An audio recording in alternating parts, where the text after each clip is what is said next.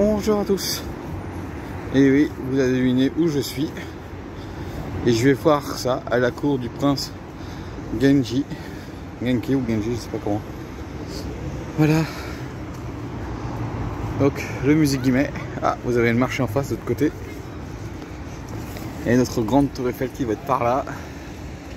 Mais avec le soleil, on voit pas grand chose. Et oui, parce que là, on est dans un endroit quand même avec beaucoup de musées. Parce que là-bas, vous avez le palais de Tokyo. À côté, vous avez le musée de la mode.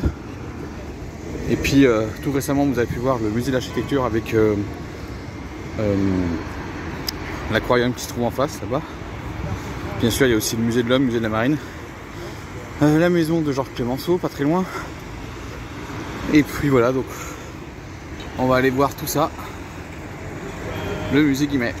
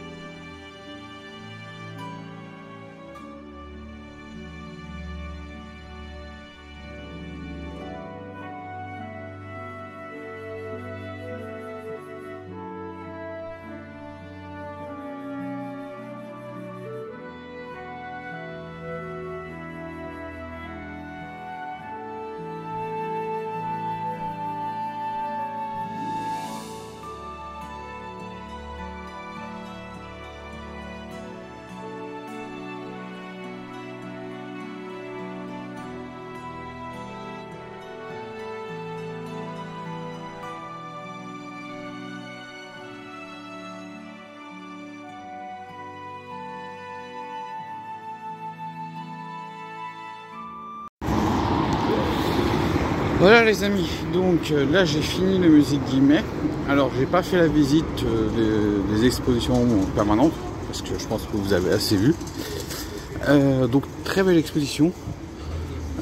Donc à la cour de guide Kenji. Donc c'est en fait c'est des périodes Henan. C'est une poétesse qui l'a faite. Et donc si je me trompe pas, les périodes Henan, si je le prononce bien, c'est comme ça que je l'ai compris. C'est 8e, 11e siècle. C'était quand Nara était la capitale du Japon. Et c'est juste avant que ce soit Kyoto. Voilà. Et donc on avait des poétesses à cette période qui étaient hors de la vie politique, mais qui ont écrit beaucoup de romans, de poèmes. Et c'était très très bien. Donc voilà, on voyait donc cette œuvre qui est une œuvre qui est encore lue aujourd'hui de nos jours au Japon. Très connue par les Japonais. Et qui continue à travers les siècles à engendrer des interprétations, des adaptations, et c'est un peu ce que vous avez vu dans la suite de l'exposition. Ensuite je suis allé voir une exposition photo d'un artiste français qui a fait des photos au Japon, et ensuite après c'était l'exposition sur un artiste indien qui avait libre cours à son imagination. Et maintenant, je vais aller me diriger ailleurs. Et oui, c'est pas fini, je vais pas faire que le musée Guimet aujourd'hui.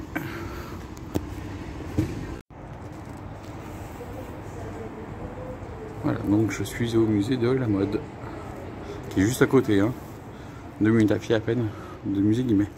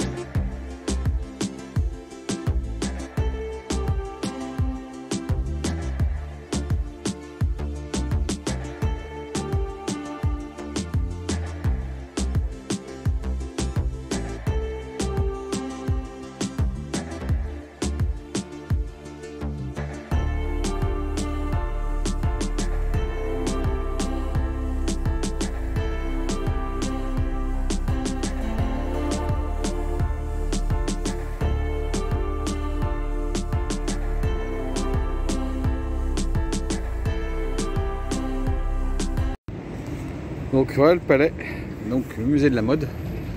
Donc là, belle exposition, il y avait sur un couturier qui était aussi collectionneur. Et en dessous, là dans cette partie basse, il y avait l'histoire du vêtement à travers le sport, le mouvement.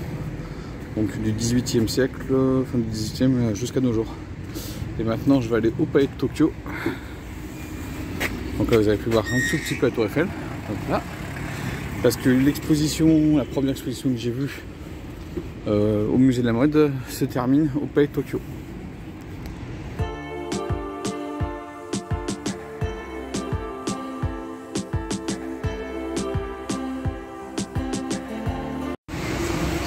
Donc vous voyez, il y avait deux expositions pour Nicolas de Staël et Dana Schultz.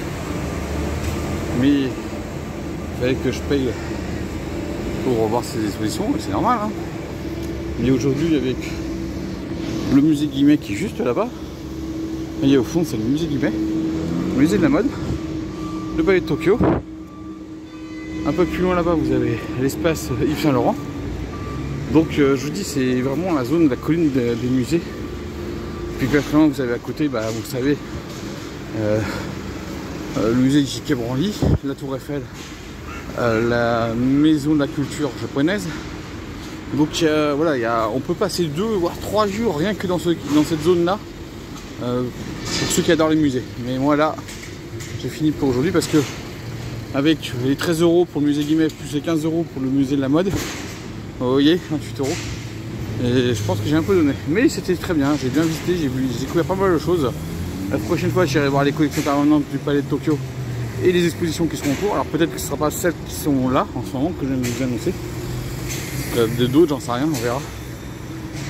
Et là maintenant, j'ai terminé. Donc voilà, vous voyez, hein, juste en face, on voit le...